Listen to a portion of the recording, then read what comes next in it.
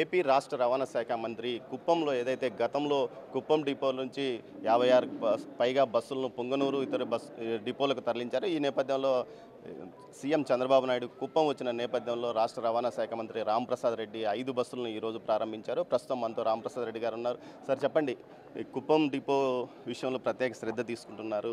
గతంలో ఉన్న బస్సులన్నీ ఇక్కడికి తిరిగి తెప్పిస్తున్నారు. ఒకటే చెప్తున్నామండి, ప్రజలకు మేలు చేయడమే ఈ ప్రభుత్వం యొక్క లక్ష్యం.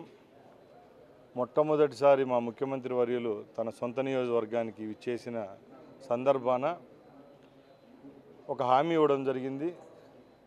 ఆ హామీ పరంగానే కుప్పంలో రాష్ట్రం అనుకోండి దేశంలోనే అత్యున్నత ప్రమాణాలతో ఒక బస్ స్టేషన్ నిర్మాణానికి మేము ఆలోచిస్తున్నాం. దాని పరంగానే ఈరోజు మా అధికారులతో చర్చించడం జరిగింది.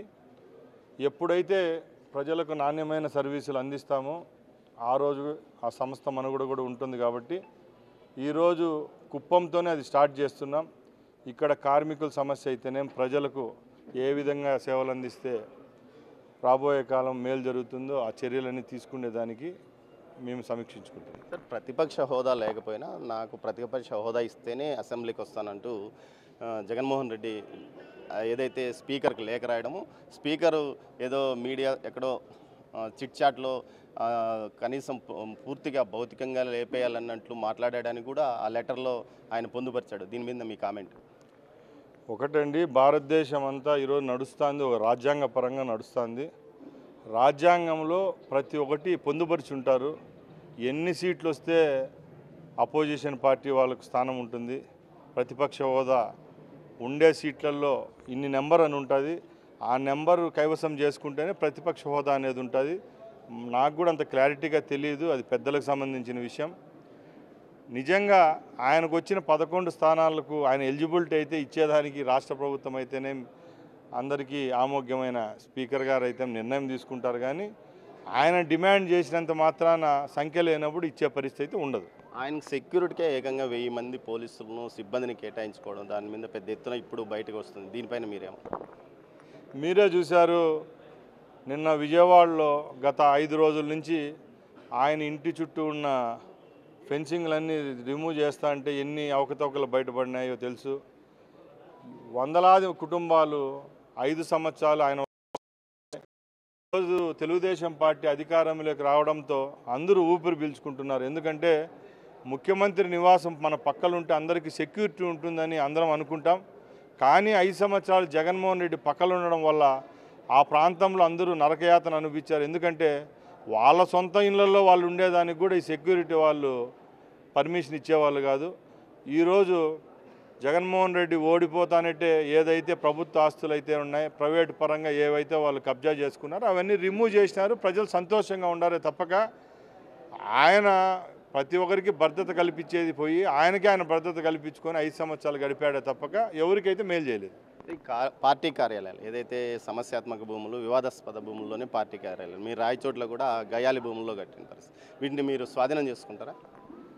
100కి 120% ఇది కరెక్ట్. ఎందుకంటే ఏ దేశంలో కానీ రాష్ట్రంలో కానీ ప్రపంచంలో ఎక్కడా లేని విధంగా ఆయనే ఒక రాజకీయ పార్టీని స్థాపించినట్టు, ఏదో 50 సంవత్సరాల అధికారంలో ఉన్నట్టు ఆయన ఆలోచించుకొని ఎన్ని జిల్లాలు ఉంటే అన్ని జిల్లాల్లో ప్యాలెస్లను తలదన్నే విధంగా పార్టీ కార్యాలు కట్టడం జరిగింది.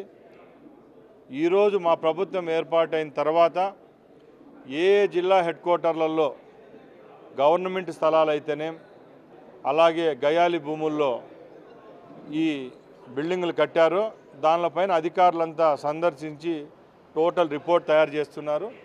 అది నిజంగా గవర్నమెంట్కి సంబంధించింది అయితే ఎవరైనా వదలాల్సిందే, జగన్మోహన్ రెడ్డి అయినండి. రేపు మేము ఆ పరిస్థితిలో ఉండగా వదిలేదానికి సిద్ధంగా ఉండాలి. ప్రభుత్వ పరంగా ఏ విధమైన చర్యలు తీసుకుంటే ఆ భూములను ప్రజలకు మళ్ళీ అదే గవర్నమెంట్కి ఇచ్చేది జరుగుతుందో ఆ విధంగా చర్యలు తీసుకుంటాం. ఏదైతే మీ ఉమ్మడి చిత్తూరు జిల్లా కానీ అటు అన్నమయ్య జిల్లా పరిస్థితిలో మైనింగ్ పైన పూర్తిగా అటు గ్రానైట్ క్వారీలు స్వాధీనం చేసుకున్నారు, కంకర్ క్వారీలు సైతం స్వాధీనం చేసుకుని గత 5 ఏళ్ళు నడుపుతున్నారు. వాళ్ళకి విముక్తి కలిగిస్తారా? అసలైన యజమానులకు వాటిని చేరుస్తారు? ఇప్పటికే ప్రభుత్వం దృష్టికి అయితే చాలామంది ప్రైవేటు క్వారీ ఓనర్లు అయితేనే ఎవరైతే భూములు కబ్జాకు గురయ్యో వాళ్ళంతా ప్రైవేట్ పార్టీలంతా ప్రభుత్వం దృష్టికి తీసుకొని వస్తున్నారు. ఇది ఒక్క రోజుల్లో తీసుకునే చర్యలు కాదు.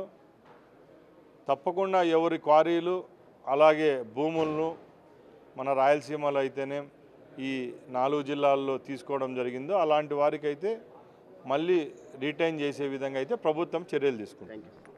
ఏదైతే రాజ్యాంగం కల్పించిన హక్కు ప్రకారమే అవసరం ఆయనకు ప్రతిపక్ష హోదా ఇస్తే ఇస్తారు, కానీ లేకపోతే రాజ్యాంగాన్ని అతిక్రమించి వేరే విధంగా ఆయనకు ప్రతిపక్ష హోదా కావాలని ఆయన ఉత్తరం రాసినంత మాత్రాన శాసనసభ స్పీకర్ ఆయనకు హోదా కల్పించే పరిస్థితి కనిపించదు.